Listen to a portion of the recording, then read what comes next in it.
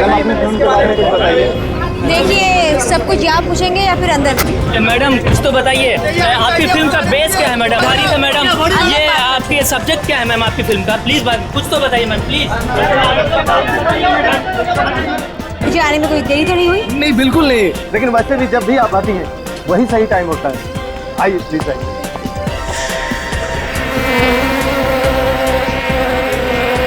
क्या बात है मैम, कोई परेशानी? नहीं।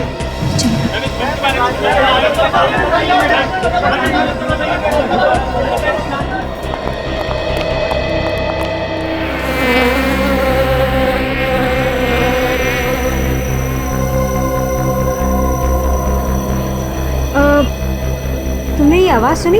किस तरह की आवाज? भिनभिनाने की, मक्खी के भिनभिनाने की। अजीब सी आवाज है। नहीं मैम। तो मुझे भी सुनाई दे रही है। चलो।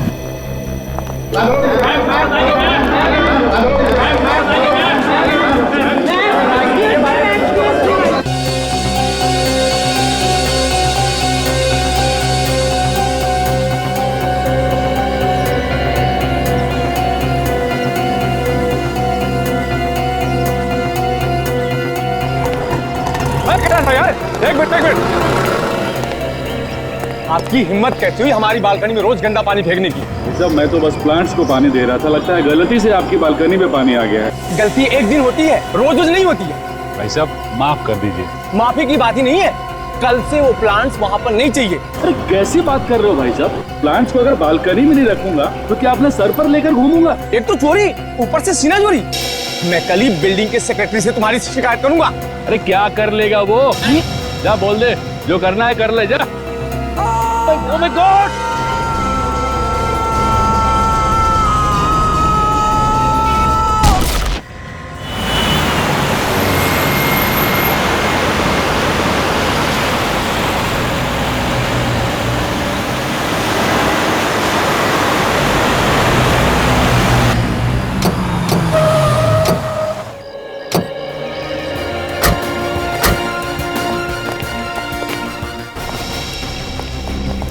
आप लोग सब पीछे हटिए, पीछे हटिए। फोन किसने किया था आप में से?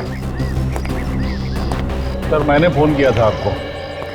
साहब मुझे जानते हैं? नहीं सर मैं नहीं जानता, और ये हमारे बिल्डिंग का भी नहीं है। ये तुम्हारे बिल्डिंग का नहीं है? नहीं सर। सर लगता है ये आदमी मुंह के बल गिरा है। कूदते वक्त इसका चेहरा नीचे की तरफ था, पूरी तरह बिगड़ गया है, कोई भी नहीं पहचान सकता। कूदते वक्त मतलब? तुम ये कैसे कह सकते हो सिर्फ बॉडी को देख के किसने आत्महत्या की? हो सकता है किसी ने इसे धक्का दे दिया। तो फिर पता कैसे चलेगा सर? पता चल जाएगा फ्रेडी। पहले ये लाश बिल्डिंग से कितनी दूर है ये नाप लो, इससे पता चल जाएगा ये आदमी अपने आप कूदा है या किसी ने धक्का दिया इसे। Yes sir.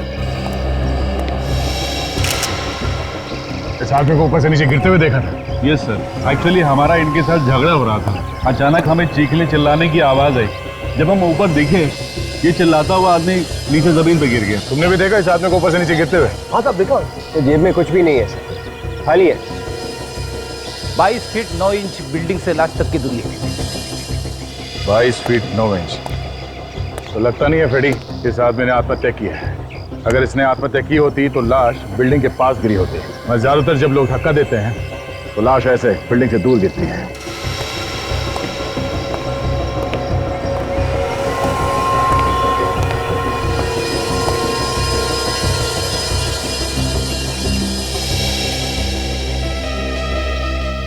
एक अजीब बात यह है कि आदमी बाहर से आके यहाँ इस बिल्डिंग में इसने आत्महत्या क्यों की? सर मैं आपसे कुछ कहना चाहता हूँ। हाँ बोलो, क्या बात है? मैंने इस आदमी को देखा था सर। देखा था? कहाँ? इस बिल्डिंग में घुसते हुए, यही कोई करीबन 2 घंटे पहले की बात है। अच्छा, ये अकेला था या इसके साथ में कोई और भी था? अकेला ही था, लेकिन हाँ इसके हाथ में एक ब्रीफकेस था। तो कहाँ गया वो ब्रीफकेस? ये तो मालूम नहीं। आप लोगों ने गिरते वक्त इसके हाथ में ब्रीफकेस देखा था? नहीं सर। आपने? नहीं सर, कहीं ऐसा तो नहीं कि इसने वो ब्रीफकेस बिल्डिंग में ही कहीं छोड़ दिया हो? ये यहाँ पे आया था तो शायद किसी से मिलने आया हो, उसी को दे दिया हो। छत पे भी हो सकता है सर, कूदने से पहले कोने में रख दिया होगा कहीं पे। हो सकता है। तो देख, लाश को फॉरेंसिक लैब में भिजवाने का इंतजाम करो। और तुम उस बैग को पहचान लोगे ना? जी पहचान लूंगा। ओके।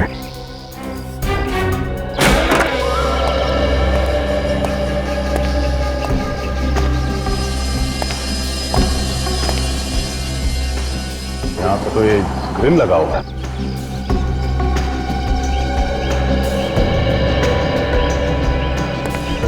तो दीवार की हाइट इतनी है कि यहाँ से तो फेंक नहीं सकता या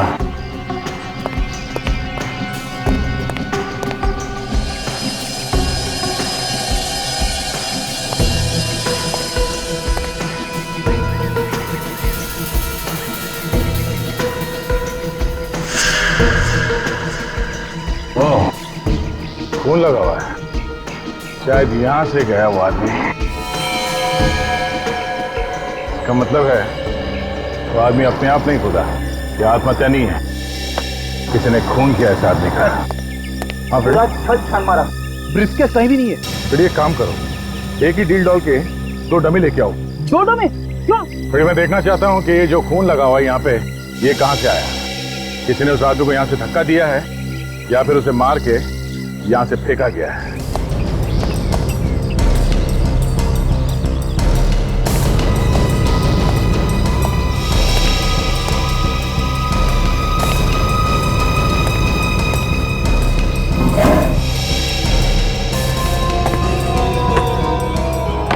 क्या ये यही बैग था?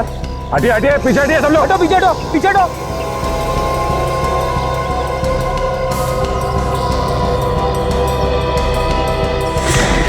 देखा फ्रेडी, अगर आदमी अपने आप कूदेगा तो ऐसे बिल्डिंग के पास ही गिरेगा। अब देखते हैं ये दूसरा डमी कहां तक जाता है। इसे जरा धक्का दे देते हैं। हटिए हटिए, पीछे हटिए, सब लोग हटो, पीछे हटो, पीछे हटो।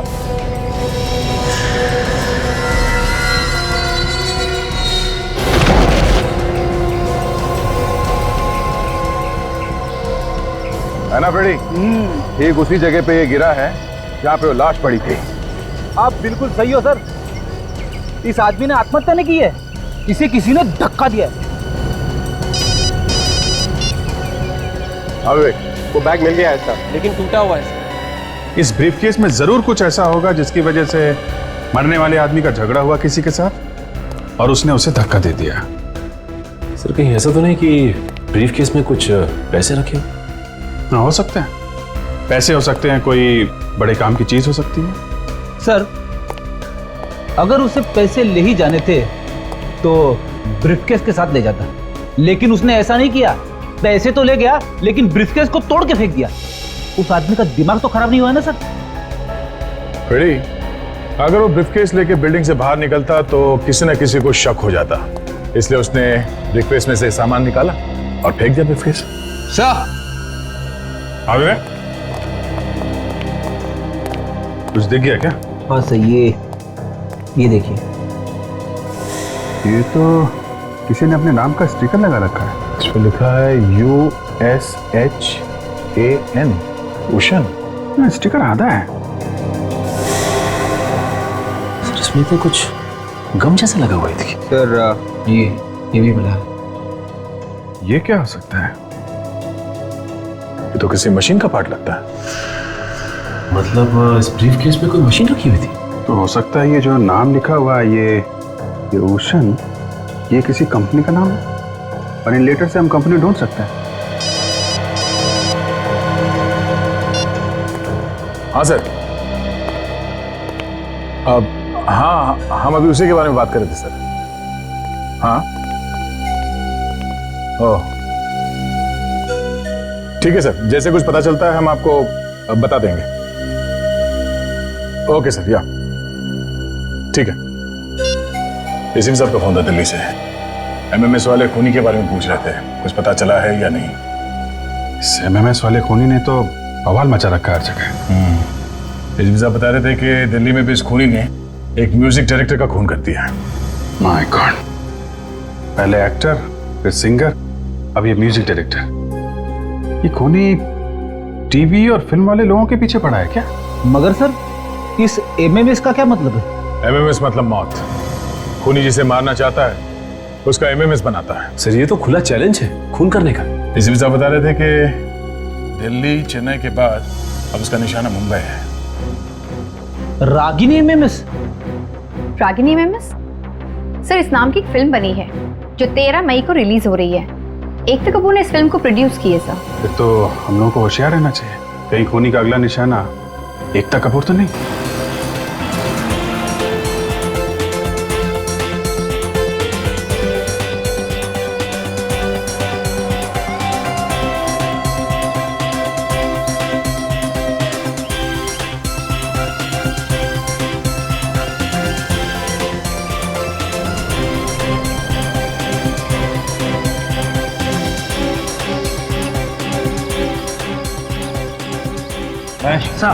चारों तरफ एक बार फिर से चेक करो। इतने बड़े प्रोड्यूसर आ रहे हैं, कहीं कोई कमी नहीं होनी चाहिए। सर मैंने अपनी तरफ से 3 बार चेक कर लिया है, सब कुछ ठीक है, लेकिन फिर भी मैं एक बार देख लेता हूँ। नहीं सर, अभी तक तो नहीं आई हैं।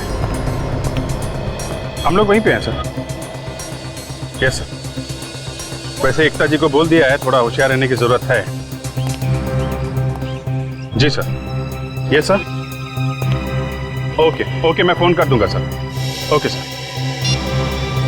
हर जगह अच्छी तरीके से निगाह गड़ा के देखने की जरूरत है। खूनी बहुत चालाक है और खतरनाक भी, समझे? हेलो। ओके, ठीक है, नो प्रॉब्लम। ओके। अर्चनो गार्ड, एकता जी पहुंचने वाले हैं, सब लोग अपनी पोजीशंस ले लो। गो गो गो गो गो।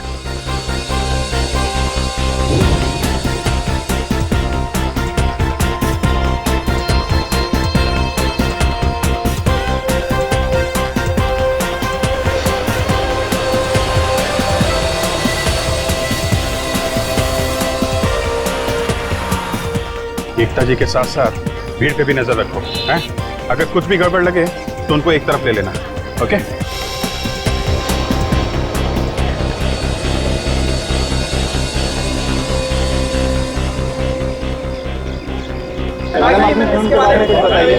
देखिए, सब कुछ यहाँ पूछेंगे या फिर अंदर? मैडम कुछ तो बताइए, आपकी फिल्म का बेस क्या है मैडम? तारीफ है मैडम, ये आपके सब्जेक्ट क्या है मैम आपकी फिल्म का? प्लीज कुछ तो बताइए मैम, प्लीज। मुझे आने में कोई देरी तो नहीं हुई? नहीं, बिल्कुल नहीं। लेकिन वैसे भी जब भी आप आती हैं, वही सही टाइम होता है। आइए प्लीज आइए।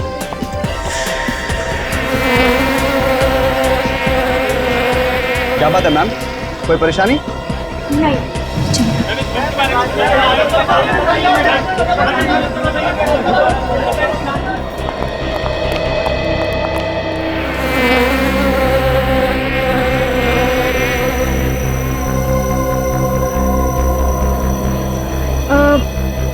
तुमने ये आवाज सुनी? किस तरह की आवाज? भिनभिनाने की, मक्खी के भिनभिनाने की। अजीब सी आवाज है। नहीं मैम। फिर मुझे भी सुनाई दे रही है। चलो।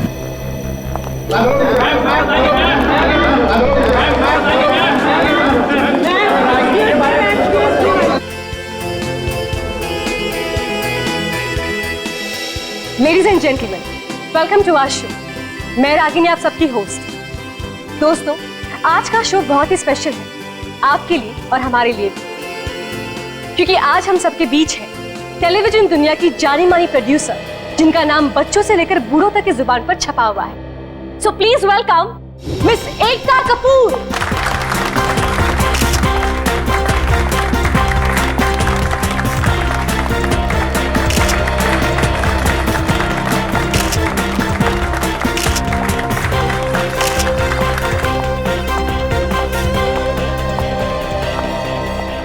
Hello ma'am. Nice to meet you. आपका इस शो पर स्वागत है। हमारे इस शो पर आने के लिए बहुत बहुत धन्यवाद। आपने मुझे बुलाया, इस बात का बहुत बहुत धन्यवाद।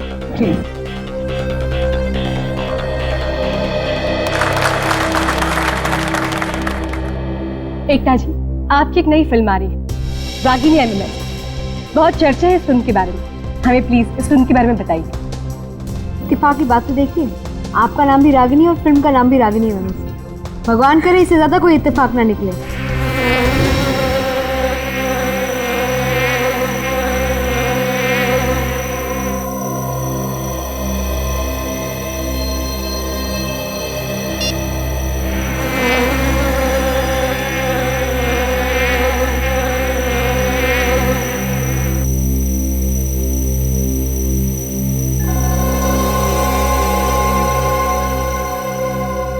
अब क्या हुआ एकता जी?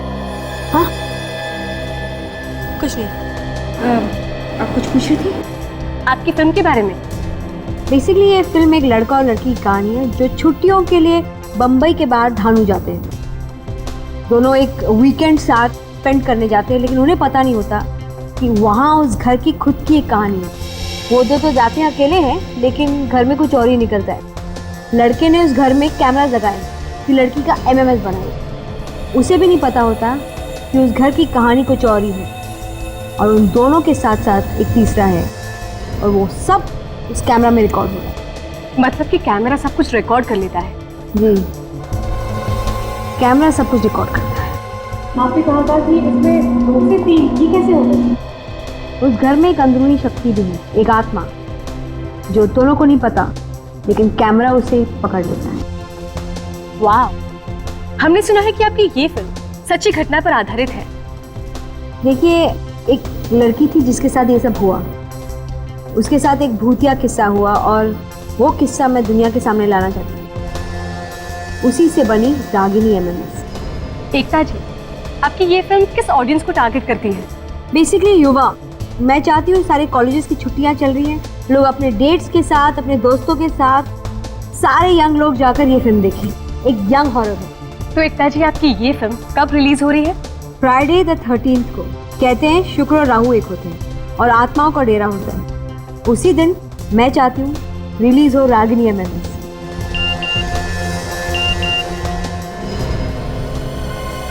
रागिनी MMS। कहते हैं शुक्र और राहु एक होते हैं। ओह माय गॉड, खूनी यही है। उसने अभी अभी रागिनी MMS बनाया और मुझे भेज दिया। बेस्ट ऑफ लक आपको आपकी इस फिल्म के लिए। Thank you so much. जो फुटेज है इस तरफ से रिकॉर्डिंग की गई है, इसका मतलब खूनी स्टेज के उस एरिया में होगा। आपको ढेर सारी शुभकामनाएं। Thank you so much. भगवान करे आपकी ये फिल्म सभी जगह पर धमाल मचा दे। Ragini, are you okay? Ragini, are you okay? Ragini, please get up, एक मिनट पीछे हटिए। एकता जी आप पीछे आइए प्लीज। इसके गले में खरोच है। खरोच है? भीड़ का फायदा उठा के खूनी ने काम कर दिया है। सचिन, सारे दरवाजे बंद कराओ, किसी को बाहर मत जाने दो। सब करो भाई।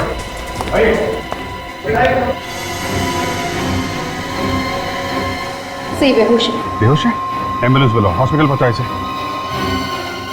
एकता जी आप ठीक हैं? हाँ, मैं ठीक हूँ। घबराइए मत, CID आपके साथ है। आप ये बताइए कि क्या हुआ क्या था? आप इतनी जोर से चीखी क्यों?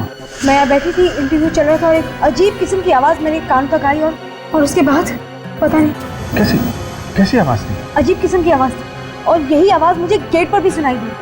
वही आवाज़ गेट पे? आवाज़ किस तरीके की? एक मक्खी के भिनभिनाने की आवाज़ थी। मक्खी के भिनभिनाने की आवाज़? आपको मक्खी दिखाई दी थी? नहीं, लेकिन मैंने अपने मोबाइल पर रिकॉर्ड किया था कि कुछ दिख जाए। अब मैं वो फुटेज दे सकता हूँ? हाँ बिल्कुल। अब ये देखिए। कुछ तो है लेकिन ब्लर हो गया, कुछ साफ दिख नहीं रहा है। आप मेरा मोबाइल रख सकते हैं। थैंक यू वेरी मच, इससे हमें काफ़ी मदद मिलेगी। हम पता लगा लेंगे ये क्या है। ये आप जा सकती हैं। कोई भी प्रॉब्लम हो हम लोगों को फ़ोन करिएगा। जी। अब लेके जाइए प्लीज़।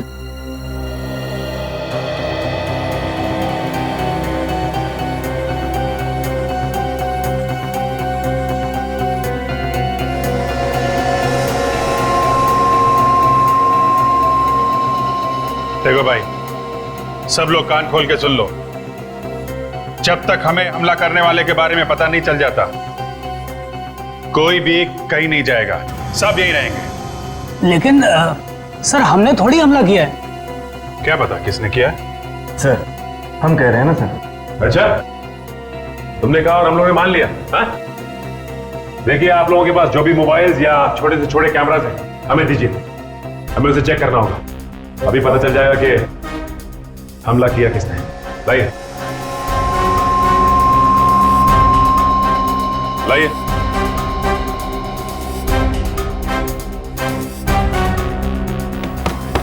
दीजिए।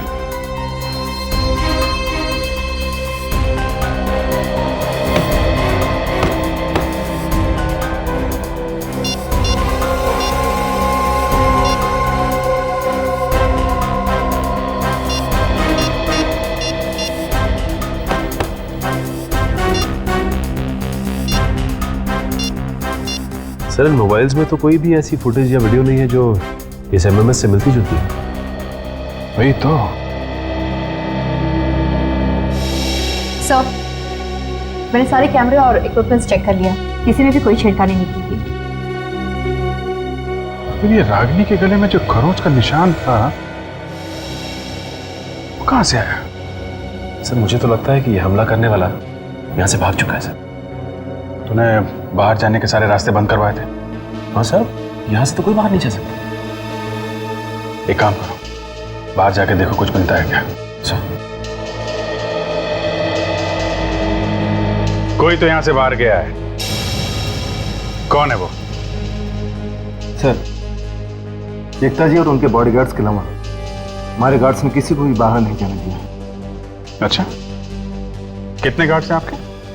सर 5, ये सामने देख लीजिए।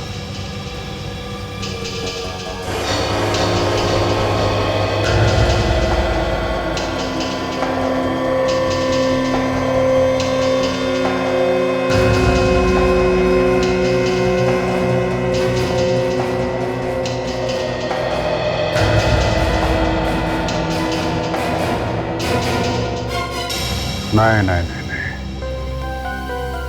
5 गार्ड से ज्यादा गार्ड्स देखे मैंने यहाँ पे।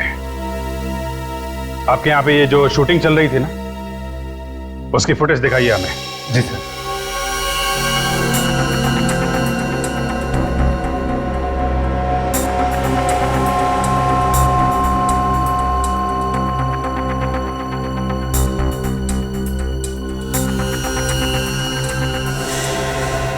बस रोको।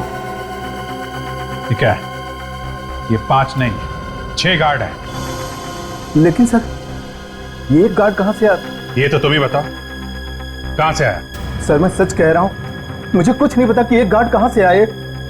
कमाल है, वो हमला करने वाला गार्ड की ड्रेस पहन के आया, इसलिए किसी को पता भी नहीं चला। सर ये देखिए, गार्ड की ड्रेस, ये बाहर डस्टबिन में पड़े हुए थे। सर जैसा हमने सोचा था बिल्कुल वैसा ही हुआ है।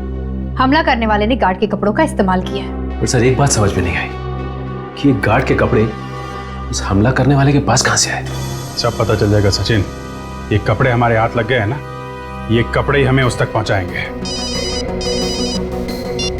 हाँ सालों के साथ। क्या आप नहीं कर सकते? सर इस लाश का चेहरा इतना खराब हो चुका है कि दोबारा बनाना मुश्किल है। हाँ तारिका, इसका चेहरा दोबारा बनेगा कैसे? देखो, इसके चेहरे की हड्डियां तो पूरी तरह से टूट गई। कोई ढांचा तो होना चाहिए ना चेहरे पर। क्या हुआ सालुंके साहब? क्या कुछ दिख रहा है एक्सरे में? बॉस, एक्सरे में सिर्फ मायूसी दिखाई दे रही है। मतलब चेहरा नहीं बन सकता? नामुमकिन। अरे कुछ तो गुंजाइश होगी। अरे यार, गुंजाइश होती तो बना देता ना। चलिए, चेहरा नहीं बन सकता ना सही, कम से कम आप इतना तो बता सकते हैं कि मौत हुई कैसे, गिरने से या कोई और वजह है? सर हमें इसके हाथ पे कुछ खरोचों के निशान मिले, ये देखिए। खरोच के निशान? मतलब मरने से पहले इसके किसी के साथ हाथापाई हुई है? इसने अपने आप को बचाने की कोशिश की होगी और उसी में ये निशान लग गए होंगे। बिल्कुल बॉस, यही हुआ। और उसी हाथापाई के दौरान खूनी ने इसे धक्का दे दिया। रागिनी के बारे में कुछ पता चला सर? उसकी किस्मत अच्छी थी कि वो बच गई, वरना मारने वाले ने तो कोई कसर नहीं छोड़ी थी। रागिनी के गले पे भी खरोच का निशान है, लेकिन एक खास बात है, तो खरोच में हॉस्पिटल वालों को जहर भी मिला है। जहर मिला? मगर ये जहर आया कहां से? हम लोग तो वहीं पे थे। वही पता लगाने की कोशिश कर रहा हूँ विजय। जहर खूनी के नाखूनों में पहले से मौजूद था या उसने बाद में लगाया? अच्छा, ये एकता ने जो मोबाइल दिया था उससे कुछ पता चला? उसकी फुटेज देख के चेक की, लेकिन कुछ खास पता नहीं चलता यार। उस वीडियो में कुछ दिखा नहीं? दिखता है, साफ साफ दिखाई नहीं देता। अरे वो आवाज है ना, वो मक्खी के भिनभिनाने की, उससे कुछ पता नहीं चल रहा है? अरे लेकिन वो मक्खी है ही नहीं। हाँ? ये लो, शुरू हो गया। अभी बोलने भिनभिनाने की आवाज है, अब बोलने मक्खी ही नहीं है। भाई वो जो मक्खी है वो असली मक्खी नहीं है, नकली मक्खी। और वो जो आवाज है वो इसलिए है कि उसके पंखों के नीचे एक छोटी सी मोटर लगी हुई। तो मोटर की आवाज है? बिल्कुल। मोटर ढूंढनी पड़ेगी अब। ढूंढनी पड़ेगी, तभी पता लगेगा कि रागिनी पर हमला कैसे हुआ। तो जो कंपनी से छोटे छोटे मोटर्स बनाते हैं उनके बारे में पता करते हैं। हाँ पता करो। और एक खास बात, इतनी छोटी सी मोटर बनाना हर एक के बस की बात नहीं। ये नकली मक्खी इतनी तेजी से उड़ रही थी कि कैमरा भी नहीं पकड़ पाया इसे। नकली मोटर, नकली मक्खी। मैंने तो आज तक ऐसी मशीन कभी नहीं देखी जो मक्खी की आवाज निकालती है। बड़ी मार्केट में नई नई टेक्निक्स आ गई हैं। ऐसे ऐसे मोटर्स बनते हैं मार्केट में जो अलग अलग तरह की आवाज करते हैं। आप कुछ पता चला उन कंपनीज के बारे में जो मोटर बनाती है? हाँ सर, ये 5 नाम है sir. Toys today, MK company, super toys, Kulbhushan and sons and magic carpet toys. एक मिनट जरा फिर से पढ़ना। ये toys today, MK company, super toys, Kulbhushan and sons, magic carpet toys. Kulbhushan and sons के आखिरी 5 अक्षर वही हैं जो उस ब्रीफकेस के अंदर लिखा हुआ था, भूषण, कुलभूषण। मतलब एकता कपूर ने जो मोटर की आवाज सुनी थी वो इसी कंपनी का था, और वो जो टूटा हुआ ब्रीफकेस हमें लाश के पास से मिला था वो भी इसी कंपनी का। क्या ये दोनों केसेस एक दूसरे से जुड़े हुए हैं? Abhijeet, Kulbhushan and sons company में चल के देखते हैं, वहीं से पता चलेगा इस मक्खी की आवाज वाले मोटर का।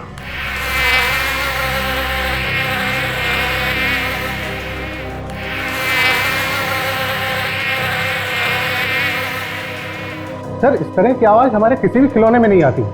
आप चाहे तो खुद ही सुन सकते हैं। अच्छा, ये बताइए कि ये इस ब्रीफकेस को पहचानते हैं आप? ये ब्रीफकेस?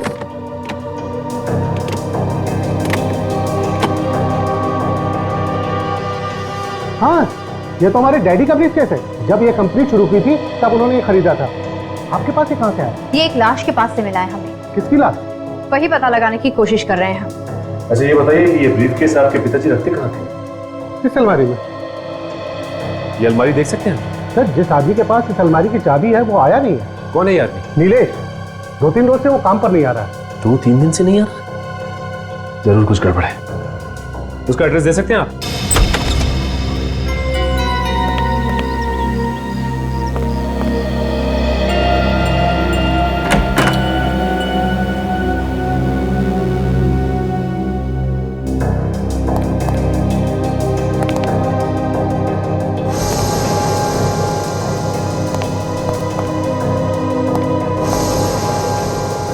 मेरी घर के अंदर है तो है कहां पे?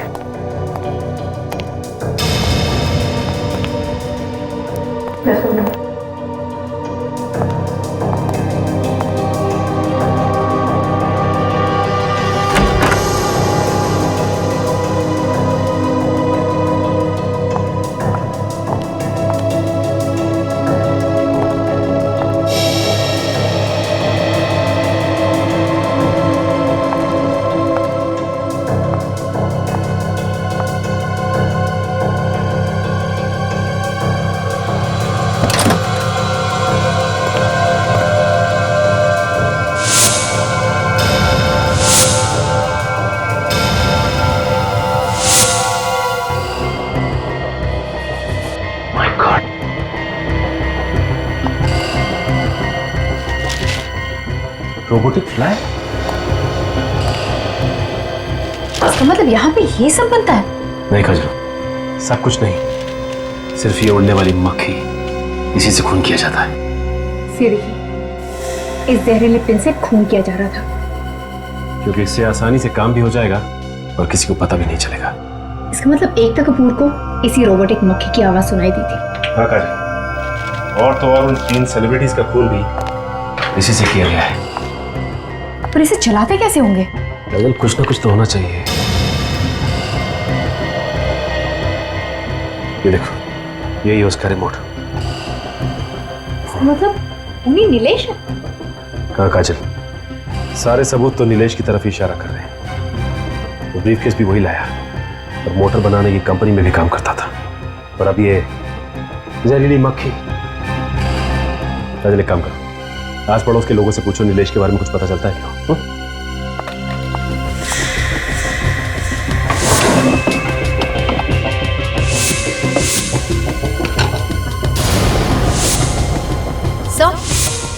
हाँ काजल। क्या हो काजल? ये देखिए, टायर का निशान। ये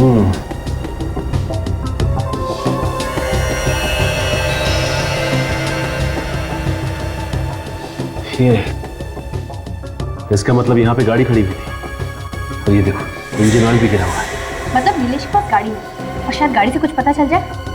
नंबर काजल, अगर गाड़ी का नंबर मिल जाए तो आसानी से पता लगाया जा सकता है। एक काम करते हैं, आसपास के लोगों से पूछते हैं, शायद उनको पता हो नीलेश की कार के बारे में। एक्सक्यूज मी भाई साहब, ये नीलेश को जानते होंगे ना आप? जी हाँ, मैं जानता हूँ, पड़ोस में रहता है। आप लोग? हम लोग सीआईडी से। ओह सीआईडी, बताइए मैं आप लोगों के लिए क्या कर सकता हूँ? आपको नीलेश की गाड़ी का नंबर याद है क्या? गाड़ी का नंबर तो मालूम नहीं, लेकिन उसके पास सिल्वर रंग की गाड़ी है। गाड़ी के बारे में आप कुछ और बता सकते हैं क्या? वो कुछ दिन पहले अपनी गाड़ी को मैकेनिक के पास ले जा रहा था, कह रहा था चूहे ने उसकी वायर काट दी। कहाँ है वो गैराज? अरे भाई साहब, यहाँ पे कोई बॉस, कोई मालिक वालिक है या फिर ऐसे ही चल रहा है काम? क्या बात कर रहे हैं भाई साहब, है ना? वो देखो वो खड़े, जाइए। सब ठीक है और बढ़िया। चल ठीक है, रखता हूँ, चल बाय बाय। कहिए भाई साहब, कुछ काम था? अच्छा, गाड़ी खराब हो गई। कहाँ है आप लोगों की गाड़ी? गाड़ी यहाँ पे आई थी नीलेश की? मेरा मतलब है नीलेश की गाड़ी यहाँ पे ठीक होने के लिए आई थी कुछ दिन पहले। हाँ सर, आई थी। आप जानते हैं नीलेश को? मैडम, बहुत अच्छे से जानता हूँ, वो हमारा रेगुलर कस्टमर है। लेकिन आप लोग? हम लोग सीआईडी से। सीआईडी से? जी हाँ, सीआईडी से। नीलेश की गाड़ी का नंबर तो याद होगा ना तुम्हें? सर मुझे नंबर याद नहीं है, लेकिन हम लोग कस्टमर का एक रजिस्टर मेंटेन करते हैं, उसमें जरूर लिखा हुआ है। मैं अभी मंगा देता हूँ। सतीश, जरा वो रजिस्टर लेके आना।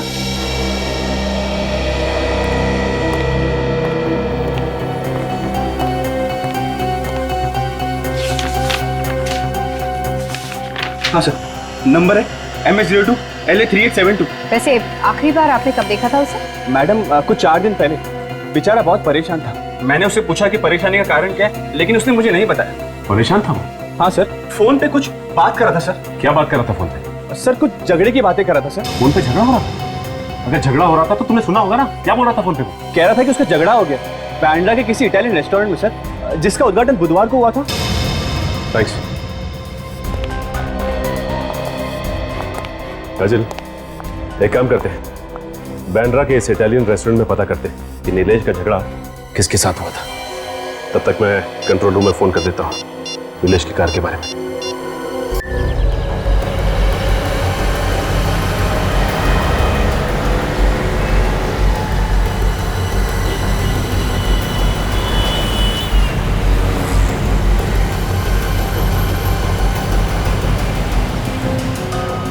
सर, कंट्रोल रूम से पता चला है कि नीलेश की गाड़ी यहाँ पर खड़ी है।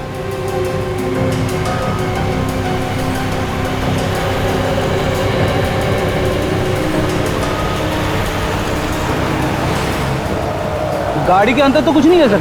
अंदर जो खोल के देखते हैं ऐसे। गाड़ी को देख के ऐसा लग रहा है ये गाड़ी 2-3 दिन से यहीं पे खड़ी है।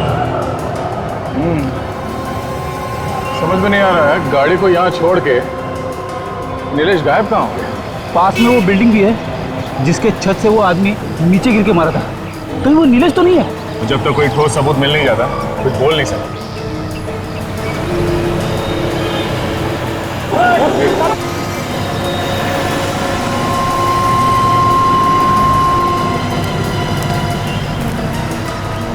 आप ये भी ड्यूटी करते हैं हमेशा? काम है मेरा साहब, ड्यूटी नहीं करूँगा तो पैसा नहीं मिलेगा। हाँ, ये बात तो है। अच्छा ये बताओ, ये सामने जो गाड़ी खड़ी है ये कब से खड़ी है यहाँ? इस कार ने तो नाक में दम कर दिया साहब मेरी।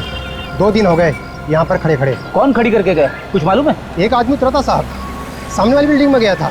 सोसाइटी वाले रोज मेरे साथ झगड़ा करते हैं, जैसे मेरी कार है ये। वो आदमी दिखने में कैसा था? हुलिया कैसा था उसका? साहब इतना तो मैंने ध्यान नहीं दिया, लेकिन उसके हाथ में एक ब्रीफकेस देखा था मैंने। ब्रीफकेस? हाँ साहब। अच्छा जरा ये फोटो देखना, यही था वो आदमी?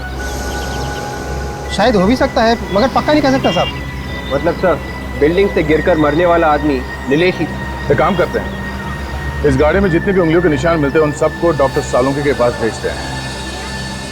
उस लाश की उंगलियों के साथ मिला के देखते हैं, पता चल जाएगा मरने वाला आदमी नीलेश ही था या कोई और। हमें पता चला है कि नीलेश की कार के ऊपर जो उंगलियों के निशान मिले थे उसकी रिपोर्ट आ गई है। हाँ, ये रही रिपोर्ट, पढ़ो।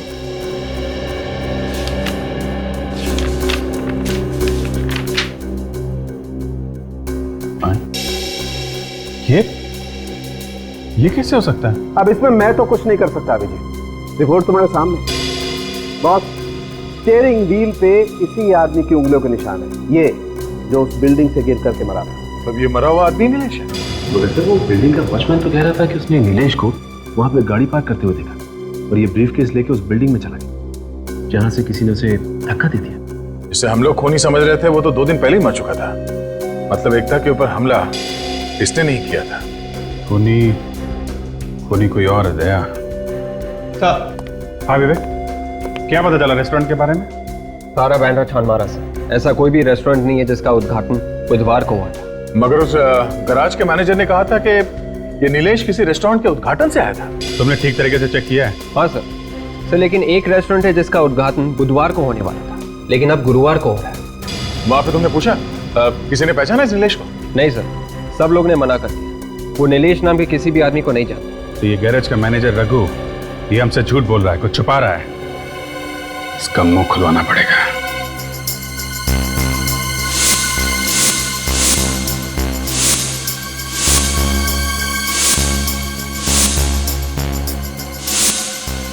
क्या है बॉस, तुम्हारा दिखाई नहीं दे रहा? मालूम नहीं सर, हमने भी नहीं देखा। सर झूठ बोल के जान बचा के भाग गया होगा यहाँ से। भाग कर जाएगा कहाँ? हाथ में तो आएगा ही।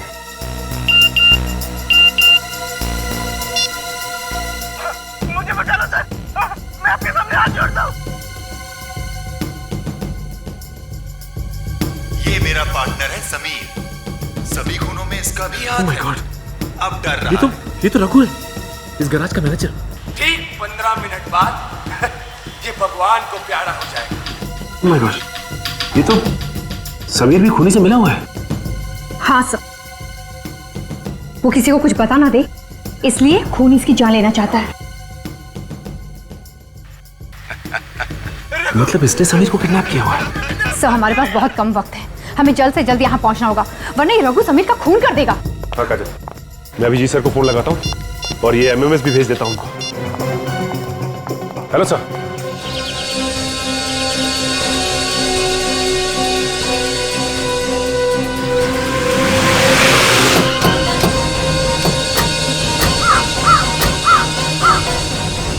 जगह तो यही है जो एमएमएस में दिखाया गया था।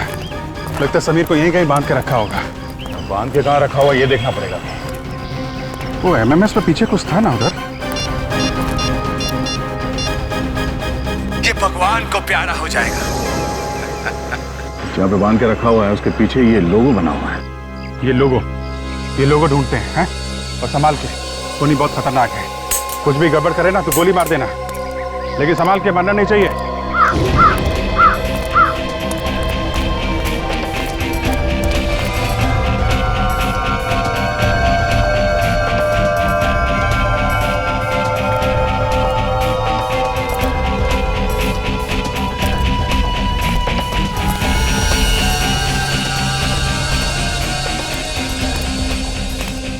एमएमएस भेजे हुए 12 मिनट हो चुके हैं। हमारे साथ सिर्फ 3 मिनट बचे उसे बचाने के लिए। तो वो खून ऐसे कर क्यों रहा है? मरते हुए लोग कौन कैसे तड़पता है ये देखने की आदत हो गई उसे अच्छा लगता है। कोई मेनियक है ये। काफी पुरानी मिल लग रही है सर। हाँ, तभी तो जंग लगी मशीनें पड़ी हैं।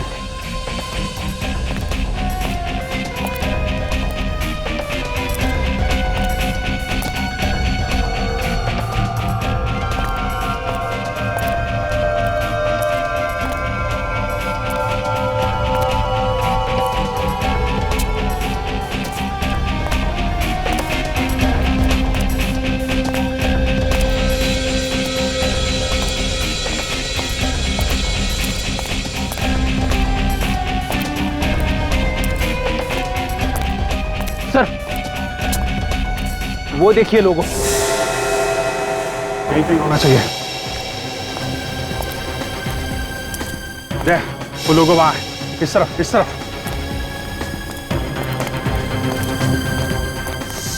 ये रहा।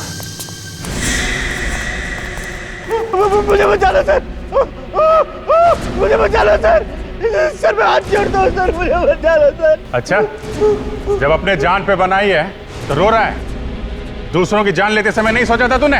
नहीं सर, मैंने किसी की जान नहीं ली सर। यार ये तो मानने को ही तैयार नहीं। क्या करें? छोड़ देते हैं इसे यहीं पे लटकने दो। चलो। अरे अरे कहाँ जा रहे हैं सर? कहाँ जा रहे हैं? मैं अपने सारे गुनाह तो बोलने के लिए तैयार हूँ सर। ठीक है। मुझे बचा लीजिए सर, मुझे सर। कुछ करो यार, कुछ करो यार।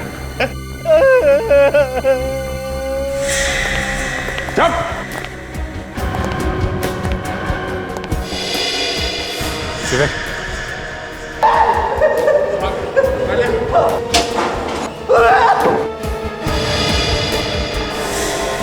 मानना पड़ेगा इन सीआईडी वालों को, वक्त के पहले ही पहुंच गए। लेकिन अब देखता हूं कि ये कहां से बच के जाते हैं। Thank you so much sir, आप लोगों ने मेरी जान बचा ली। बस ड्रामा बंद कर। ये बता वो कहाँ है जिसने ये सब किया है? आप लोगों के आने से पहले वो यही था सर। यही था? रेडी, पकड़ के रखे सर। सर मैंने कुछ नहीं किया सर।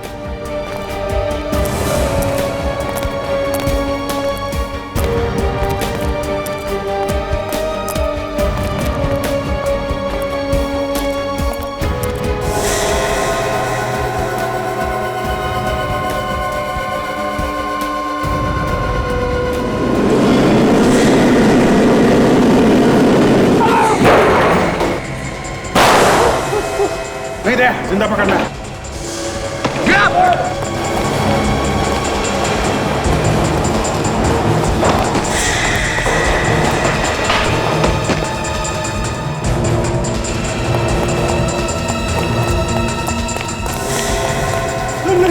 मुझे छोड़ दीजिए, मुझे छोड़ दीजिए। बिना जवाब दिए कहाँ भाग रहा है?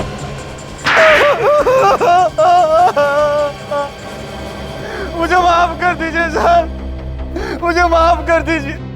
मैं अगली बार ऐसा गुनाह कभी नहीं करूंगा सर। अरे इसे तो अकल आ गई। सर ये हाथ है कि हथौड़ा है सर? मुझे अब सब बातें समझ में आ गई सर। चलो अच्छा है, ज्ञान प्राप्त हो गया तुम्हें। हाँ सर, मैं कसम खा के कहता हूँ सर, मैं अगली बार ऐसा काम कभी नहीं करूंगा। किसकी कसम? सर मैं अपने पूरे परिवार की कसम खा के कहता हूँ सर, मैं अगली बार ऐसा काम कभी नहीं करूंगा सर। प्लीज मुझे जाने दीजिए। गुनाह तू करेगा और कसम परिवार की लेगा? हाँ? क्यों मारता था बेगुनाह लोगों को? क्योंकि मुझे मरने से पहले लोगों को तड़पता हुआ देखने में बहुत मजा आता था सर। इंसान है कि हैवान, और अपने साथ साथ तूने इसे भी हैवान बना दिया। हाँ सर, ये सवेरे मुझे एमएमएस बनाकर बेचता था सर। नहीं सर, मेरा कोई कसूर नहीं सर। इसने मुझे पैसों का लालच दिया था, इसने फंसाया मुझे। इसने फंसा दिया और तो फंस गया। हाँ? तू एमएमएस बनाता था और ये लोगों का खून करता था। हाँ सर, मैं इन लोगों के खून किया करता था सर। मैं दूर बैठकर रिमोट से ऑटोमेटिक रोबोटिक मक्खी को ऑपरेट किया करता था सर, जिसके अंदर एक जहरीली पिन थी सर। तुमने नीलेश का खून क्यों? क्योंकि सर नीलेश ने मुझे ऑटोमेटिक रोबोटिक मक्खी बनाकर दी थी, और मुझे ये शक हो गया था सर कि वो सीआईडी को सारी बातें साफ साफ बता देगा सर।